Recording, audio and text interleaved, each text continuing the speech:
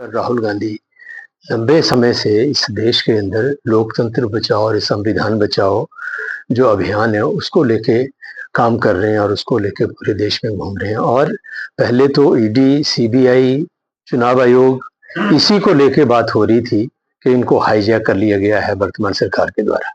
लेकिन कल और जो घटनाक्रम हुआ है, जिस तरीके से राहुल गांधी नेता प्रतिपक्ष के तौर पर अपना कुछ कहने के लिए उठे और स्पीकर साहब ने जो व्यवहार किया वो नितांत दुर्भाग्यपूर्ण है। ऐसा लग रहा है कि अब जो संसद है, संसद की कार्यवाही है, जो लोकतंत्र का मंदिर है, उसको भी भारतीय जनता पार्टी और जो सत्ता पक्ष है वो हाईजैक करने का प्रयास कर रहा है। और मैं ये कहने में मुझे कोई अतिशयोक्ति नहीं है कि संसद के जो स्पीकर हैं उनका जो एटीट्यूड नेता प्रतिपक्ष राहुल गांधी के प्रति है वो बेहद दुर्भाग्यपूर्ण है। और जिस तरीके का वो रूडली व्यवहार करते हैं राहुल गांधी के प्रति, कांग्रेस के नेताओं के प्रति, विपक्ष के नेताओं के प्रति, मैं समझता हूं कि लोकतंत्र में सर्वथा ऐसे व्यवहार की कोई ना उम्मीद कर सकता है, ना ऐसे व्यवहार के लिए कोई जगह होनी चाहिए। संसद लोकतंत्र का मंदिर है और उसमें कम से कम जो विपक्ष है उसको देश की आवाज, देश के मुद्दों की आवाज और जनता की आवाज उठाने का अधिकार है, जिस अधिकार से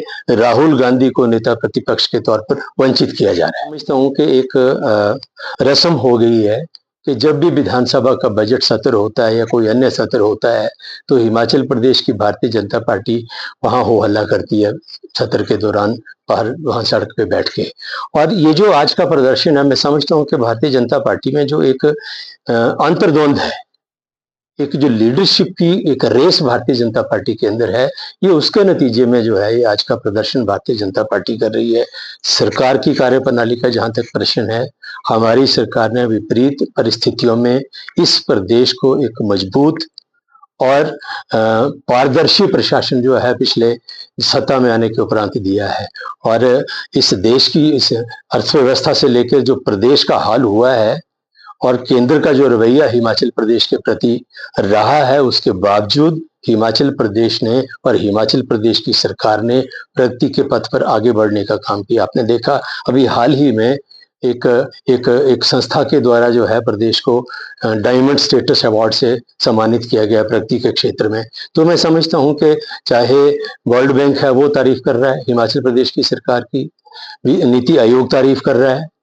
स्टेट को प्रगति के पथ पर आगे ले जाने के लिए डायमंड अवार्ड जो है वो प्राप्त हो रहा है। तो ये सारी चीजें प्रदर्शित करती हैं कि सरकार अच्छा काम कर रही है। और भारतीय जनता पार्टी की आलोचना, उनका प्रदर्शन निश्चित तौर पर उनका जो राजनीति में उनका अपना जो अंतर्द्वंद है, लीडरशिप का संघर्ष है आपस में, मैं समझता हूँ उसकी परिणति है।